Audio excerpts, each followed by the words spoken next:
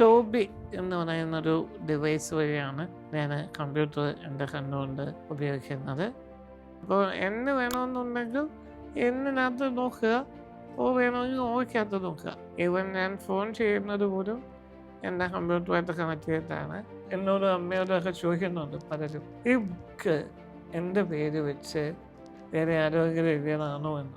എന്നെ സംബന്ധിച്ചിടത്തോളം ഇതൊരു പുതിയ ചോദ്യം എന്നാ മുൻവിധികളാണ് അത്. നൂറ്റാണ്ടുകളുടെ നടകൾ എന്ന് പറയുന്ന ഈ പേരും കവർ പേജും ഒക്കെ ഈ ഒരു ഫിസിക്കലായിട്ട് കണ്ട സമയത്ത് ഒക്കെ ഉണ്ടായത്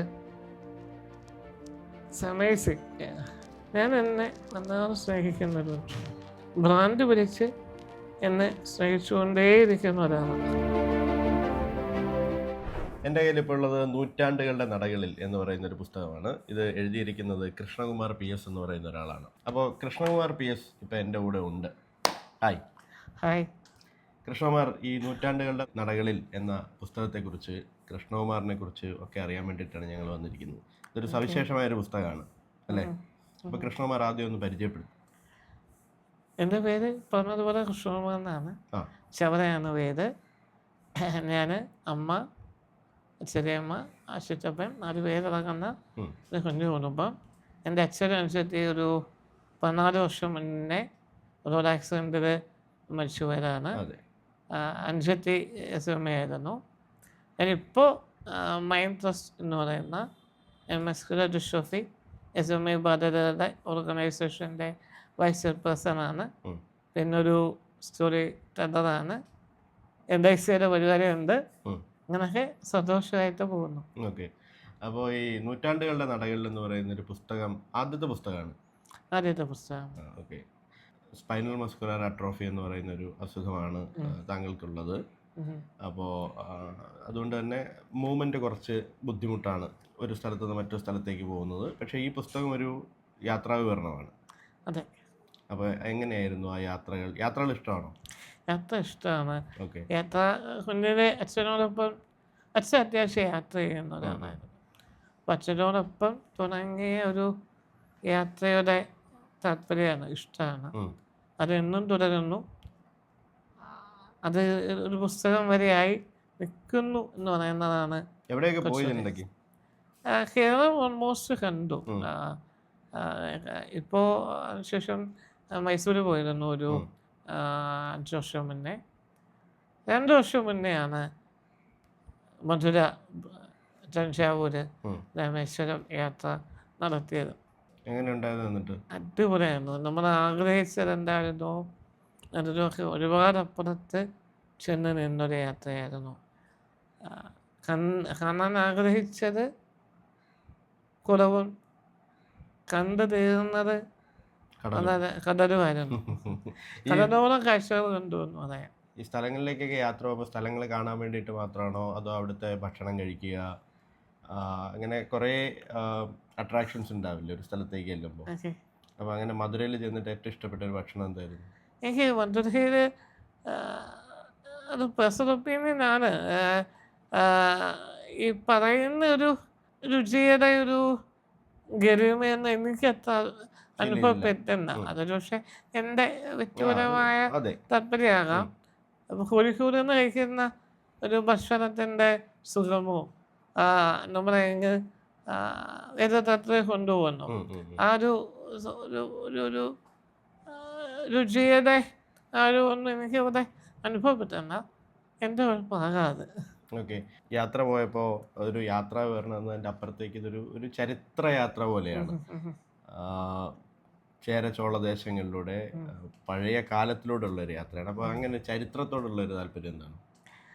ചരിത്രം കുട്ടിക്കാലത്തെ ഇഷ്ടമാണ്. ഇപ്പോൾ ഞാൻ ഹോം ട്യൂഷനായിരുന്നു. പഠിപ്പിക്കുന്ന സാറ് മലയാളം പോയൊക്കെ പഠിപ്പിക്കാൻ വേണ്ടി വെച്ചിരുന്ന സമയത്തൊരു പഠിക്കുന്നുണ്ട്. ആ സാറത് 8 വരി പഠിക്കൂ, 4 വരി പഠിക്കൂ എന്നൊക്കെ പറഞ്ഞ് കട്ട് ചെയ്ത് തന്നാൽ പോലും ബൈഹാർട്ട് ചെയ്ത് പഠിക്കാത്ത ഞാൻ ഈ ഫ്രഞ്ച് റെവല്യൂഷനും റഷ്യൻ റെവല്യൂഷനും പോലെ 10-20 പേജുള്ള നോട്ട്സൊക്കെ എസ്സേയൊക്കെ കാണാതിരുന്ന് പഠിക്കും. പിന്നീട് കവിതയും വളരെ രസിച്ച് വായിക്കുമായിരുന്നെങ്കിലും അന്ന് അതൊക്കെ എന്നെ അസ്വസ്ഥമായ സാധനമാണ്. അപ്പോൾ അന്നേ ഉള്ളൊരു ഇഷ്ടമാണ് ചരിത്രം. അത് ഈ നമ്മുടെ ചിത്രകഥകളിൽ നിന്ന് കിട്ടിയ ഒരു സ്വാധീനം മൂലം ആകാം. ഈ ഒരു യാത്രയുടെ അടിസ്ഥാനം ഉണ്ടാകുന്നത് തന്നെ അത്തരൊരു വായനയിൽ നിന്നാണ്. ശ്രീധരമേനോൻ്റെ ഇന്ത്യ ചരിത്രം വായിക്കുന്ന സമയത്ത് ഈ ചോളന്മാരെ കുറിച്ചിട്ട് ഇങ്ങനെ ഒരു പരാമർശം ഉണ്ടായിരുന്നു. അങ്ങനെ കുറച്ചുകൂടി ചോളന്മാരെ കുറിച്ച് വായിച്ചു. ആ സ്ഥലങ്ങളൊന്ന് കാണണമെന്നുണ്ടായി. കുറച്ചുകൂടി വായിച്ചപ്പോൾ പാണ്ഡ്യന്മാരെ അറിയണമെന്ന് തോന്നി. മധുര തൊട്ടടുത്താണ്. അപ്പം മധുര വഴി തഞ്ചാവൂരേക്ക് പോകാമെന്ന് കരുതി.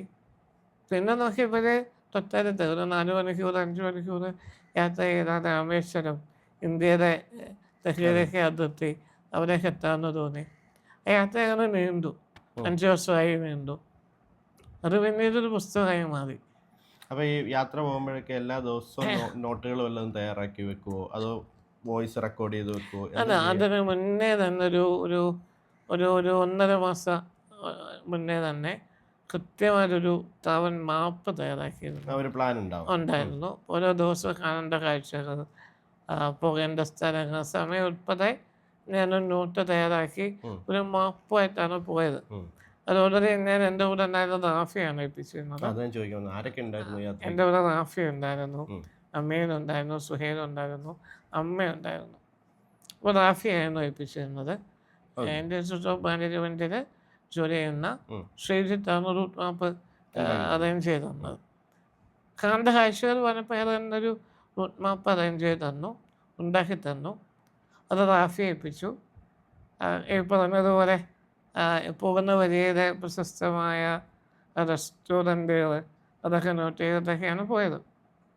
അപ്പോൾ ആ ഒരു കൃത്യമായിട്ട് തന്നെ നമുക്ക് ആസൂത്രണം ചെയ്തതുപോലെ യാത്ര പൂർത്തിയാക്കാൻ സാധിച്ചു. നമ്മൾ ഓരോ ദിവസവും യാത്ര പോകുന്ന സമയത്ത് എന്തെങ്കിലുമൊക്കെ ചില അപ്രതീക്ഷിതമായിട്ടുള്ള കാഴ്ചകളൊക്കെ ഉണ്ടാവില്ല, നമ്മൾ പ്ലാൻ ചെയ്തതിൻ്റെ അപ്പുറത്ത്. അപ്പോൾ ഓരോ ദിവസവും എന്തൊക്കെയാണ് കണ്ടത് എന്നുള്ളത് അന്നത്തെ ദിവസം രാത്രിയിൽ നോട്ട് ഡൗൺ ചെയ്യുകയോ, കാര്യം ഇതൊരു പുസ്തകമാക്കണമെന്ന് ആദ്യമേ അങ്ങനെ സാധനമായിരുന്നു. ആകപ്പാടെ മനസ്സിലുണ്ടായിരുന്നത് ഡോക്യുമെൻ്റ് ചെയ്യണമെന്നുണ്ടായിരുന്നു. എവിടെയെങ്കിലും ഒരു ലേഖനം പോലെ, ഒരു യാത്രാവിവരണം പോലെ എഴുതണമെന്നൊക്കെ ഒരു ആഗ്രഹം ഉണ്ടായിരുന്നു. അത് യാത്ര പൂർത്തിയായ ശേഷം ഉണ്ടായതാണ്. പിന്നീട് അത് ഈ പറഞ്ഞതുപോലെ മരുഭൂമി യാത്രാവിവരണമായിട്ട് വരികയും പിന്നീട് പുസ്തകം മാറുകയുണ്ടായത്. അങ്ങനെ നോട്ട് ചെയ്ത് വെക്കുന്ന രീതിയൊന്നുമില്ല. കാരണം അത് കുറച്ച് പ്രയാസമാണ് എന്നെ സംബന്ധിച്ചിടത്തോളം. കാരണം ഞാൻ കമ്പ്യൂട്ടർ വഴിയാണ് എൻ്റെ എഴുത്തുകുത്തുകളൊക്കെ ചെയ്യുന്നത്. അപ്പോൾ കമ്പ്യൂട്ടർ ഇല്ലാതെ എഴുതുക എന്ന് പറയുന്നത് ചിന്തിക്കാൻ കഴിയാത്തൊരു കാര്യമാണ്. അപ്പോൾ അതുകൊണ്ട് അങ്ങനെ സാധനം ഇല്ലായിരുന്നു.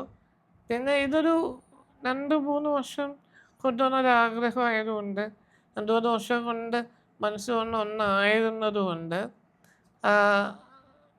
യാത്രയ്ക്ക് ശേഷവും ഈ നിമിഷം വരെ പോയ സ്ഥലങ്ങൾ, കണ്ട കാഴ്ചകൾ, കണ്ട മുഖങ്ങൾ, രുചികൾ ഒക്കെ ഉള്ളിൽ തന്നെ ഉണ്ട്, ഇപ്പോഴും ഉണ്ട്.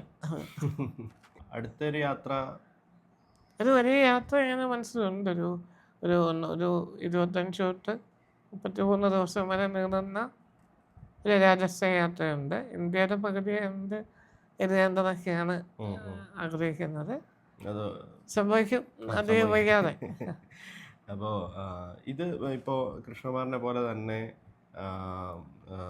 ഇങ്ങനെ യാത്രകൾ ചെയ്യുന്ന അങ്ങനെ ഗ്രൂപ്പ് എന്തെങ്കിലും ഉണ്ടോ, നിങ്ങൾ കമ്മ്യൂണിക്കേറ്റ് ചെയ്യുന്ന, അവർ പോയിട്ടുള്ള യാത്രകളുടെ ഫോട്ടോസ് തരിക, അങ്ങനെ എന്തെങ്കിലും?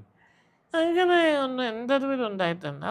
ഇപ്പം ഞാൻ പോയ ശേഷം എന്നോട് പലരും ചോദിക്കാറുണ്ട്.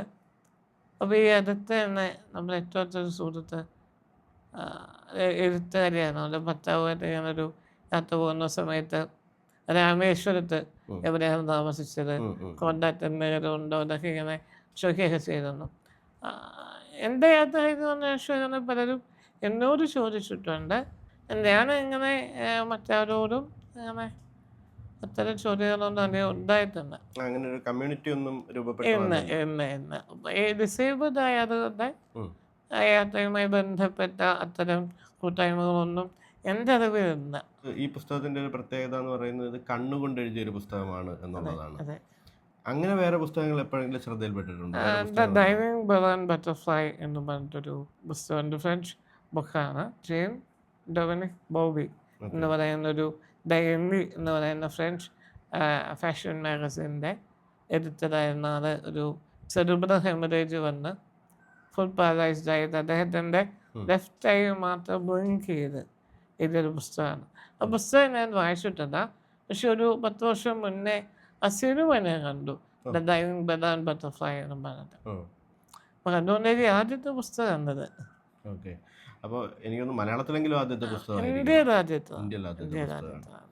അപ്പോൾ എനിക്ക് അറിയാൻ ക്യൂരിയോസിറ്റി ഉള്ള ഒരു സംഗതിയാണ്, കണ്ണുകൊണ്ട് എഴുതുക എന്ന് പറയുന്നത് എങ്ങനെയാണ്? പ്രോസസ്സ് ഒന്ന് കാണിച്ചു തരാൻ പറ്റും? ഉറപ്പായിട്ടും. ടോബി എന്ന് പറയുന്നൊരു ഡിവൈസ് വഴിയാണ് ഞാൻ കമ്പ്യൂട്ടർ എൻ്റെ കണ്ണുകൊണ്ട് ഉപയോഗിക്കുന്നത്. ഒരു ഫ്രണ്ട്, രാജീവ് മാത്യു എന്ന് പറയുന്ന ഫ്രണ്ട് ഗിഫ്റ്റ് ചെയ്തതാണ്. വായിക്കാൻ വരുന്നത് കണ്ണന്നെ. അതിനകത്ത് ഈ പോസ്റ്റ് ബട്ടൺ നമ്മൾ മാറ്റി റെസ്യൂമേ ആക്കുമ്പോഴാണ് ടോബി ആക്റ്റീവ് ആകുന്നത്. ഇപ്പോൾ ഞാനൊരു ചെറിയ ആക്ടിവിറ്റി കാണിക്കുകയാണ്. ഇപ്പോൾ നേരെ ഗൂഗിൾ ക്രോം എടുക്കണം. അപ്പോൾ ഗൂഗിൾ ക്രോമിൻ്റെ അടുത്ത് ഈ ഒരു റൗണ്ട് ഇതുപോലെ കൊണ്ടുവയ്ക്കുമ്പോൾ കുറേ ഐക്കൺസ് വരും.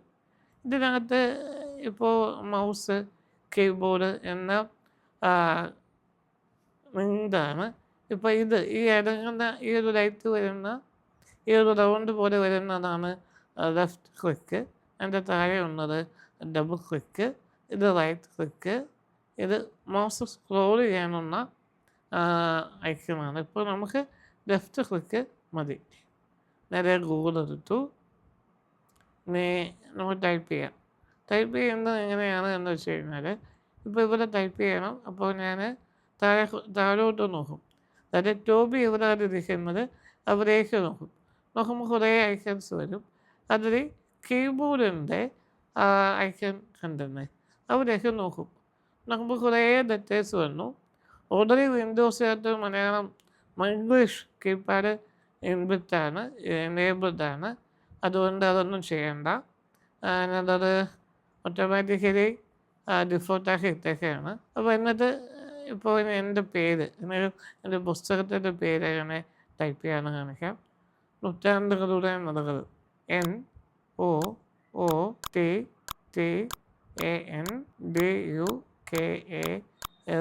NOTANDUKALUDE സ്പേസ് നടകൾ എന്ന് വന്നു, ബുക്ക് എന്ന് വന്നു, കൊണ്ടുവന്നിട്ട് ക്ലിക്ക് ചെയ്യുന്നു. അപ്പോൾ നമുക്ക് വേറെ ഒന്നുമില്ല. ഇപ്പോൾ എന്ന് വേണമെന്നുണ്ടെങ്കിൽ എന്നിനകത്ത് നോക്കുക, ഓ വേണമെങ്കിൽ ഓയ്ക്കകത്ത് നോക്കുക. ഒറ്റ നോട്ടത്തിന് ആവശ്യമേ ഉള്ളൂ. പിന്നെ നമുക്കതാ മാതൃഭൂമി ബുക്സിൻ്റെ പേജ് വരെയാണ്. നമ്മൾ നേരെ അങ്ങോട്ട് കൊണ്ടുവന്ന് മൗസിൻ്റെ ആരോ കൊണ്ടുവച്ചു. എന്നിട്ട് ആരോ ഐക്കണിലേക്ക് നോക്കുന്നു, ലെഫ്റ്റ് ക്ലിക്ക് നിൽക്കുന്നു, ഓപ്പൺ ആക്കുന്നു. ഇതുവഴിയാണ് ഞാൻ എൻ്റെ ലോകത്തെ വിശാലമാക്കുന്നത്. ഈവൻ ഞാൻ ഫോൺ ചെയ്യുന്നത് പോലും എൻ്റെ കമ്പ്യൂട്ടറുമായിട്ട് കണക്ട് ചെയ്തിട്ടാണ്. എൻ്റെ ഫോൺ സിങ്ക്ഡാണ്. ആൻഡ്രോയിഡ് ഫോൺ ആയതുകൊണ്ട് കുറച്ചുകൂടി എളുപ്പമാണ് വിൻഡോസ് വെച്ച് സിങ്ക് ആവാൻ. ഇപ്പോൾ ഫോൺ ചെയ്യണമെന്നുണ്ടെങ്കിൽ പോലും എനിക്ക് അതുവഴി ചെയ്യാവുന്നതേ ഉള്ളൂ. അപ്പോൾ ഇപ്പം നമ്മൾ കണ്ടതുപോലെയാണ് ഈ പുസ്തകം മൊത്തം എഴുതിയത്. അതെ, ഓരോ അക്ഷരങ്ങളും ഇങ്ങനെ എടുത്ത് വെച്ച് ഈ പുസ്തകം ഉണ്ടാക്കിയത്. ഞാൻ ഈ പുസ്തകത്തിൻ്റെ ഫസ്റ്റ് ഡ്രാഫ്റ്റ് കംപ്ലീറ്റ് ചെയ്യുമ്പോൾ 230 പേജ് ഉണ്ടായിരുന്നു. 230 പേജ് ഉണ്ടായിരുന്നു. അത് ഞാൻ ഒരു 4-5 എഡിറ്റ് കഴിഞ്ഞിട്ടാണ് ഈ ഒരു രൂപത്തിലേക്ക് അത് വരുന്നത്. 230 പേജിൽ എഴുതാൻ എത്ര ദിവസം എടുത്തു, അല്ലെങ്കിൽ എത്ര?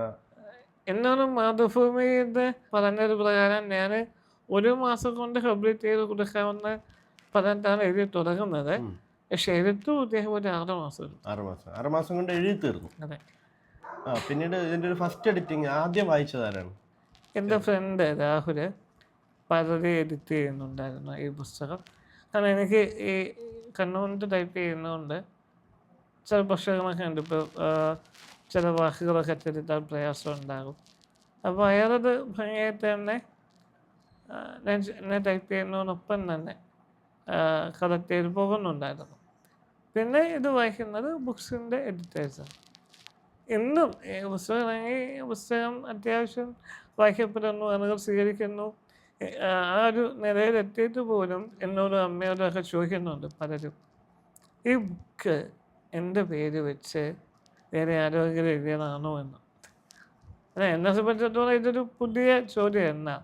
കഴിഞ്ഞ വർഷങ്ങളായിട്ട് ഞാൻ നേരിട്ട് കേൾക്കുന്നൊരു കാര്യം. ഇപ്പം ചില സുഹൃത്തുക്കളുടെ അമ്മമാരൊക്കെ വന്നിട്ടേ ഞാൻ ചോദിക്കും, ഫേസ്ബുക്കിൽ കുറിപ്പൊക്കെ വായിക്കാറുണ്ട്, മോഹനായിട്ടുണ്ട്, ഇതാരാ മോൻ്റെ പേര് വെച്ച് എഴുതുന്നത്?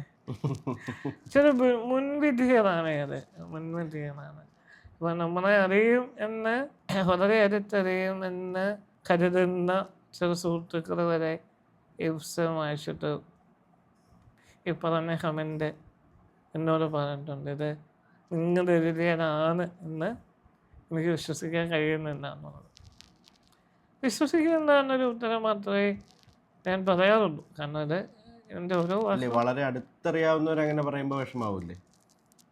അടുത്തറിയാവുന്ന വിഷമാണ്, പക്ഷേ തിരുത്താൻ കഴിയുന്നുണ്ടോ? അതാണ് നമ്മൾ എന്തൊന്നും എനിക്കറിയുന്ന ചില മുൻവിദ്യകളൊക്കെ കൊണ്ടാകാം. ഈ ബുക്ക് ആദ്യമായിട്ട് ഇങ്ങനെ ഒരു ഫിസിക്കലി കയ്യിൽ കിട്ടിയപ്പോൾ, മീൻസ് നിങ്ങളുടെ അടുത്ത് എത്തിയപ്പോൾ, ഇതിൻ്റെ ഈ കവർ ഇങ്ങനെ കണ്ടപ്പോൾ ഒക്കെ എന്താണ് ഫീൽ ചെയ്തത്? കാര്യം ഒരു ബുക്ക് എന്ന് പറയുന്നത് എല്ലാ മനുഷ്യരെയും സംബന്ധിച്ച് ഒരു ഞാൻ എഴുതിയ ബുക്ക് എന്ന് പറയുന്ന ഒരു വളരെ പ്രീഷ്യസ് ആയിട്ടുള്ളൊരു സംഗതിയല്ലേ? അത് എനിക്ക് മാതൃഭൂമിയിൽ എഗ്രിമെൻ്റ് അയച്ചു നൗഷാദത്തൻ അയച്ചു തന്ന നിമിഷം തൊട്ട് ഞാൻ അനുഭവിക്കുന്നൊരു ആനന്ദമുണ്ട്, ഹാപ്പിനെസ് ഉണ്ട്. ഇത് വളരെ വലുതാണ്. ഒന്ന് എന്ന് പറയുന്നത്, മാതൃഭൂമി പോലൊരു വലിയ ഫാമിലി അത് മലയാളിയുടെ ബൗദ്ധിക നിലവാരത്തെ, സാംസ്കാരിക നിലവാരത്തെ വേറൊരു തലത്തിലേക്ക് കൊണ്ട് നിർത്തിയ മാധ്യമം, മീഡിയ, നമ്മുടെ പുസ്തകം പബ്ലിഷ് ചെയ്യുന്നു എന്ന് പറയുന്നത്, തീരുമാനിക്കുന്നു എന്ന് പറയുന്നത് തന്നെ ആസ് എ പേഴ്സൺ ഇതിൻ്റെ ഏറ്റവും വലിയ സന്തോഷങ്ങളിൽ ഒന്നാണ്. മനസ്സ് നിറഞ്ഞ ഒരു നിമിഷമാണ്. ആ ഒരു എഗ്രിമെൻ്റ് എൻ്റെ കിട്ടി, എൻ്റെ അമ്മ സൈൻ ചെയ്ത് തിരിച്ചയച്ച് ഈ പുസ്തകം വന്നു എന്നിങ്ങനെ കൊണ്ടത്തെ മാതൃഭൂമിയുടെ ബുക്സ് എന്ന് വിളിക്കുന്നു. അരമണിക്കൂറിനുള്ളിൽ തന്നെ ഞാൻ അവിടെ പോയി നൂറ്റാണ്ടുകളുടെ നടകൾ എന്ന് പറയുന്ന ഈ പേരും കവർ പേജും ഒക്കെ ഈ ഒരു ഫിസിക്കലായിട്ട് കണ്ട സമയത്ത് ഒക്കെ ഉണ്ടായത് സമയസിക്ക നമ്മുടെ വാക്കുകൾ കൊണ്ട് വരച്ചിടാനുള്ളൊരു ശേഷി എന്ന്. കാരണം അതൊരു നമ്മളെ എന്താ പറയുക, ഹാനാരീതമാക്കുന്ന സാധനം. ഇപ്പോൾ ഇന്ത്യയിലെ തന്നെ ആദ്യത്തെ ഇത്തരത്തിലുള്ള കണ്ണുകൊണ്ട് എഴുതിയ എന്ന് പറയാവുന്ന ഒരു പുസ്തകമാണ് ഇന്ത്യയിലെ തന്നെ. അപ്പോൾ ഇതിന് മലയാളത്തിനപ്പുറത്തേക്ക് മറ്റ് ഭാഷകളിലേക്ക് പോവുകയാണെങ്കിൽ, ഒരു ട്രാൻസ്ലേഷൻ വരികയാണെങ്കിൽ, അങ്ങനെ ആരെങ്കിലും സമീപിച്ചിട്ടുണ്ടോ? അങ്ങനെ ആഗ്രഹമുണ്ടോ? ഇപ്പോൾ ഇംഗ്ലീഷ് ട്രാൻസ്ലേഷനെ കുറിച്ചിട്ടൊക്കെ ഒരു കോൺവെർസേഷൻ നടന്നു. ഓൾറെഡി എൻ്റെ കരിയറിനെ ഡിസ്കഷൻ നടക്കുന്നുണ്ട്. ഇപ്പോൾ ഈ ഒരു കണ്ണുകൊണ്ട് എഴുതിയ ഇന്ത്യയുടെ ആദ്യത്തെ പുസ്തകത്തൊക്കെ ഞാൻ അറിയുന്ന തന്നെ അമ്മയും എന്നോട് പറയുമ്പോഴാണ് ഏതെങ്കിലും വേറെ പുസ്തകം ഇന്ത്യയിൽ ഉണ്ടായിട്ടതാണൊക്കെ. അപ്പം അതൊക്കെ ഒരു സന്തോഷമാണ്.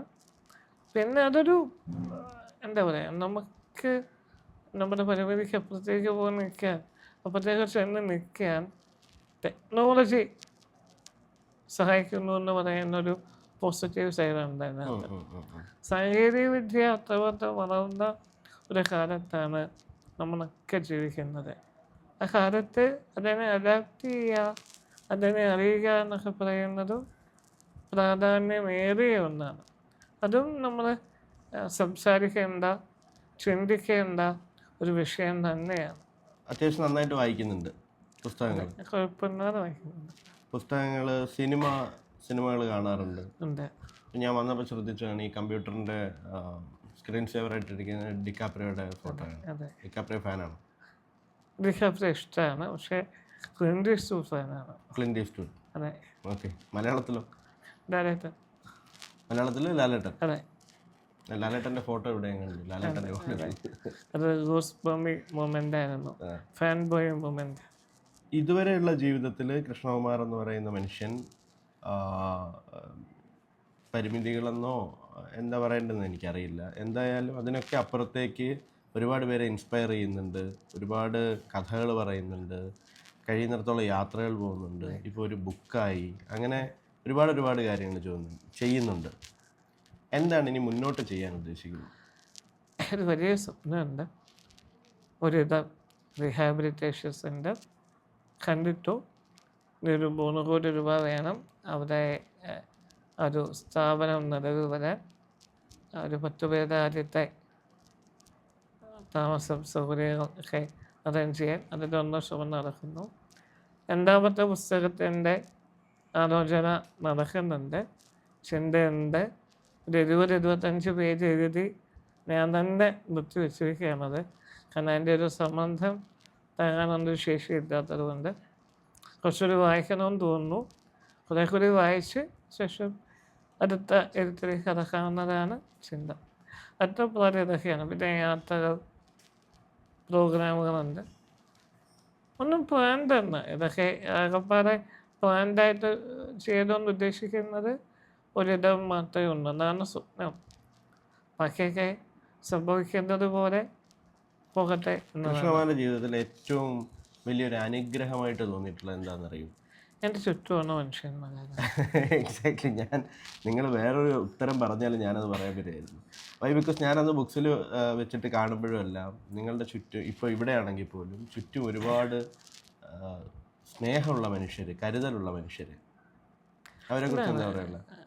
ഞാൻ എപ്പോഴും കൃഷ്ണകുമാർ എന്ന പേരിനോട് ചേർത്ത് വെച്ചു പറയാൻ ആഗ്രഹിക്കുന്ന ഒരു വാക്കാണ് ഐ ആം ബ്ലെസ്ഡ് എന്ന് പറയുന്നത്. ഐ ആം ബ്ലെസ്ഡ്, ഞാൻ അനുഗ്രഹിക്കപ്പെട്ടവനാണ് എന്ന്. പലർക്കും ചിന്തിച്ചേക്കാം ശരീരത്തിന് കണ്ണും നാക്കും മാത്രം ചലിപ്പിക്കാൻ, സ്വന്തം ഇഷ്ടത്തിന് ചലിപ്പിക്കാൻ സാധിക്കുന്ന ഒരാൾ ബ്ലെസ്ഡാണ് ഇങ്ങനെ പറയുന്നു.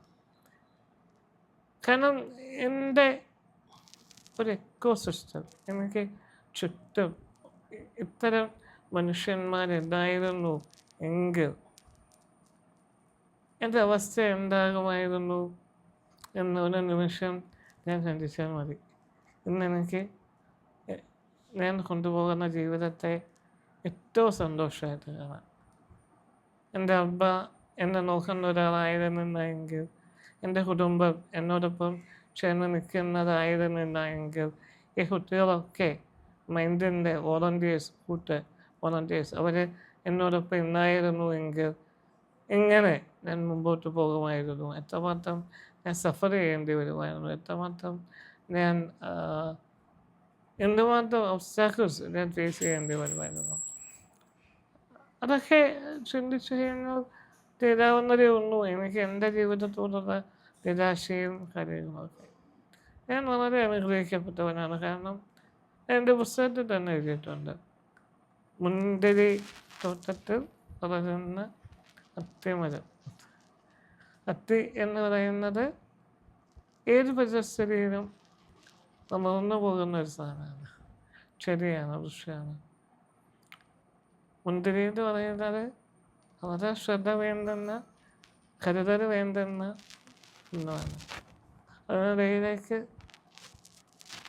ഞാനാകുന്ന അത്തിമരത്തെ നിക്ഷേപിക്കപ്പെട്ടതാണ്. ശരിക്കും അതൊരു അനുഗ്രഹമാണ്. അല്ലാതെ മനുഷ്യന്മാരെ കണ്ടുപോകൊണ്ടിരിക്കുന്ന ഒരാൾ കൂടിയാണ് ഞാൻ. ഓരോ ദിവസവും അവരുടെ സഫറിങ്സും വേദനയൊക്കെ നമ്മളിങ്ങനെ ഓരോ ദിവസം അറിയുകയും കാണുകയൊക്കെ ചെയ്യുന്നത് കൊണ്ട് നമ്മുടെ ജീവിതം എത്രമാത്രം നിറവുള്ളതാണെന്ന് മനസ്സിലാവും. ഇപ്പോൾ കൃഷ്ണകുമാർ ഒരു ദിവസം രാവിലെ ഒരു 8 മണിക്ക് എഴുന്നേൽക്കുന്നു, അല്ല 7 മണിക്ക് എഴുന്നേൽക്കുന്നു, ഒരു 9 മണി തൊട്ട് കമ്പ്യൂട്ടറിൻ്റെ മുമ്പിലുണ്ടാവും. അപ്പോൾ ഒരു ഡെയിലി റുട്ടീൻ എന്താണെന്ന് പറയാൻ പറ്റുമോ? ഞാനൊരു ഇപ്പൊക്കെ ആയിട്ട് ഒരു 8 മണിക്കകത്ത് എഴുന്നേൽക്കത്തുള്ളൂ. 8-9 അന്നല്ല, പ്രായം കൂടിയത് തന്നെ. വയസ്സ് 39ആയി. അമ്മയും പ്രായം കൂടുന്നു, അമ്മയുടെ വേഗത കുറയുന്നു. അപ്പം അതൊക്കെ എഴുന്നേൽക്കാൻ താമസിക്കുന്ന ഒരു കാരണമാണ്. അപ്പോൾ 8 മണിക്ക് എഴുന്നേൽക്കും. ബാക്കി ബേസിക് റൂട്ടീനുകളൊക്കെ ഉണ്ട്. കമ്പ്യൂട്ടർ ഓൺ ചെയ്യും, മെയിൽ ചെക്ക് ചെയ്യും, എൻ്റെ ഓർഗനൈസേഷൻ്റെ ആ ദിവസത്തെ വർക്കൊക്കെ അസൈൻ ചെയ്യും. ന്യൂസ് പേപ്പർ വായിക്കും, 3 ന്യൂസ് പേപ്പർ വായിക്കും, സിനിമ കാണും, കോളുകളുണ്ടാകും, മീറ്റിങ്ങുകളുണ്ടാകും. ഇതൊരു 6 മണി, 7 മണി, 8 മണി, 9 മണി വരെ പോകും. 9 മണി 9:30 ആകുമ്പോൾ ബെഡിലേക്ക് പോകും. ടി വി കാണും, ടോക്കുകൾ കേൾക്കും, സിനിമകൾ കാണും. 11:30 ആകുമ്പോൾ ഉറങ്ങാൻ കിടക്കും. എന്തെങ്കിലും പ്രോഗ്രാമുകൾക്ക് വേണ്ടി അല്ലാതെ പുറത്തേക്ക് ഇപ്പോൾ അടുത്ത വീട്ടുകാരുമായിട്ടുള്ള, ഇപ്പോൾ അടുത്ത് അമ്മാവൻ താമസിക്കുന്നുണ്ട്, അതല്ലാതെ അതിനടുത്തേക്കുള്ള അയൽക്കാരുമായിട്ടൊക്കെ മിങ്കിൾ ചെയ്യാനുള്ള, അവരിങ്ങോട്ട് വരുമ്പോഴല്ലാതെ പുറത്തേക്ക് ഇറങ്ങാനുള്ള ഒരു സംവിധാനം ഉണ്ടല്ലോ. അപ്പോൾ അങ്ങനെ പോകാറുണ്ടോ? സുഹൃത്തുക്കൾ ആരെങ്കിലും വന്നാലേ പോവുള്ളൂ? നമ്മുടെ നെയ്ബേഴ്സൊക്കെ ഉണ്ടോ? നമ്മുടെ അമ്പലത്തിലൊക്കെ മാസത്തിൽ ഒരു ദിവസം ക്ഷേത്രത്തിൽ പോകുന്നതാണ്. പുറത്ത് ഫാമിലി ഇപ്പോൾ നെയ്ബേഴ്സിൻ്റെ വീട്ടിൽ ഫംഗ്ഷൻ ഉണ്ടാകുമ്പോൾ അവിടെ പോകുന്നതാണ്. അപ്പോൾ നമ്മൾ സോഷ്യലൈസ്ഡ് ആണ്. കാരണം നമ്മുടെ ഒരു ഒറ്റ അഡ്വർടൈസ്ഡ് അല്ലാത്ത ഒരു ഗ്രാമപ്രദേശമാണ്. അപ്പോൾ അവിടെ നമുക്കൊട്ടും സോഷ്യലൈസ്ഡ് ആകാതെ ജീവിക്കാൻ കഴിയുന്ന അതൊരു ഭാഗ്യമാണ് കേട്ടോ. കാരണം ഇവിടെ എന്ന് പറഞ്ഞാൽ കരകാൻ അപ്പുറത്തേക്ക് ഒരാൾ ഓടി വരും. അതൊരു ഭാഗ്യമാണ്. ശരിക്കും പറഞ്ഞാൽ നഗരങ്ങൾ തന്നെ ഇപ്പോൾ അസ്വസ്ഥമാകാതെ. ഇപ്പോൾ എറണാകുളത്തൊക്കെ വന്നു കഴിഞ്ഞാൽ എങ്ങനെയെങ്കിലും തിരിച്ചുകൂടി ഒന്ന് അതിർത്തി ഇറങ്ങാൻ വലിയ ചിന്തിക്കുന്നതാണ്. അവസാനത്തെ ചോദ്യമാണ്. അതായത് ഇപ്പോൾ കൃഷ്ണകുമാർ ഒരുപാട് പേർക്ക് ഇൻസ്പിറേഷനാണ്. പക്ഷേ ഇതിനൊരു മോട്ടിവേഷണൽ ഉത്തരവൊന്നും അല്ല ചോദിക്കുന്നത്. ഇപ്പോൾ കൃഷ്ണകുമാർ പറയുന്ന പല കാര്യങ്ങളും വളരെ റിലേറ്റബിളാണ്. അപ്പോൾ ഈ മോട്ടിവേഷണൽ ബുക്സിലും മോട്ടിവേഷണൽ സ്പീച്ചുകളിലും എനിക്ക് ഫീൽ ചെയ്തിട്ടുള്ള ഏറ്റവും വലിയൊരു കുഴപ്പം, അതിൽ പറയുന്ന പല കാര്യങ്ങളും ഒട്ടും റിലേറ്റബിൾ ആയിരിക്കില്ല. വളരെ റിലേറ്റബിൾ ആയിട്ടുള്ള ഒരു ഉത്തരം ഞാൻ പ്രതീക്ഷിക്കുന്നു. വളരെ നിരാശാഭരിതമായൊരു കാലഘട്ടമാണിത്. ഇപ്പോൾ നമ്മൾ നോക്കുകയാണെങ്കിൽ യുദ്ധം, വിലക്കയറ്റം, ആളുകൾ ചെറിയ ചെറിയ കാര്യങ്ങൾക്ക് പോലും വഴക്കുണ്ടാക്കുന്ന, ഇപ്പോൾ നമ്മൾ കൊല്ലത്തിരുന്നാണ് സംസാരിക്കുന്നത്, കൊല്ലത്തെ വാർത്തകളൊക്കെ. അപ്പോൾ ഈ നിരാശാഭരിതമായൊരു കാലഘട്ടത്തിനോട് കൃഷ്ണകുമാറിന് കൊടുക്കാനുള്ള ഒരു മെസ്സേജ് എന്താണ്? എങ്ങനെ ജീവിച്ചാൽ സമാധാനമായിട്ട് ജീവിക്കാം? ഏറ്റവും ബേസിക്കായിട്ടൊരു ഉത്തരവേ ഉള്ളൂ. ഏറ്റവും ഏത് വിഷയത്തെ മറികടക്കാൻ, അല്ലെങ്കിൽ ഈ പ്രശ്നങ്ങളെയൊക്കെ ഓവർകം ചെയ്യാൻ ഒറ്റ സൊല്യൂഷനേ നമ്മുടെ മുന്നിലുള്ളൂ. നമുക്ക് നമ്മളോട് ഉണ്ടാകേണ്ട സ്നേഹം. ഞാൻ എന്നെ വല്ലാതെ സ്നേഹിക്കുന്നൊരു മനുഷ്യനാണ്. ഭ്രാന്ത് പിടിച്ച് എന്നെ സ്നേഹിച്ചുകൊണ്ടേയിരിക്കുന്ന ഒരാളാണ്. എൻ്റെ അമ്മ അതിനകത്ത് വലിയൊരു പരാതി ഉണ്ടെന്നാണ്. അമ്മ പറയും ഞാൻ ഭയങ്കര സെൽഫിഷാണ് പറയും. സത്യമാണ്, ഞാൻ സെൽഫിഷാണ്. പക്ഷെ എൻ്റെ സ്വാർത്ഥത മറ്റൊരാളെ അസ്വസ്ഥമാക്കുന്നില്ല. എങ്കിൽ എനിക്ക് സ്വാർത്ഥനാകുന്നത് കൊണ്ട് കുറ്റമില്ല. നിങ്ങൾക്ക് നിങ്ങളെ സ്നേഹിക്കാൻ സാധിച്ചാൽ നിങ്ങളുടെ എല്ലാ പ്രശ്നങ്ങൾക്കും പരിഹാരം ഉണ്ടാകുമെന്ന് എനിക്കറിയണ്ട. പക്ഷെ പ്രശ്നങ്ങളെ ഫേസ് ചെയ്യാൻ നിങ്ങൾക്ക് സാധിക്കും. കൈ വിട്ടുപോകുന്ന. Thank you.